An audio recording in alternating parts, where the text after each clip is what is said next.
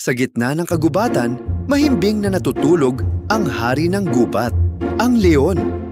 Ngunit isang maliit na daga ang aksidenteng tumakbo sa kanyang katawan at nagising siya. Galit na galit ang leon, inangat ang kanyang malalakas na kuko, handang lapain ang daga. Nanginginig ang maliit na nilalang. "Patawarin mo ako, mahal na hari. Hindi ko sinasadya. Balang araw, makakabawi rin ako sa iyo." Tumawa ng malakas ang leon. "Ikaw? Isang munting daga? Paano mo ako matutulungan?" Ngunit sa halip na kainin, pinakawalan niya ito. Makalipas ang ilang araw, nahulog ang leon sa bitag ng mga mangangaso. Nakaipit siya sa lambat at buong lakas na sumigaw, humihingi ng saklolo. Narinig ito ng daga. Dali-dali siyang lumapit, kinagat ang lubid, at unti-unting pinunit ang lambat hanggang sa tuluyang nakalaya ang leon.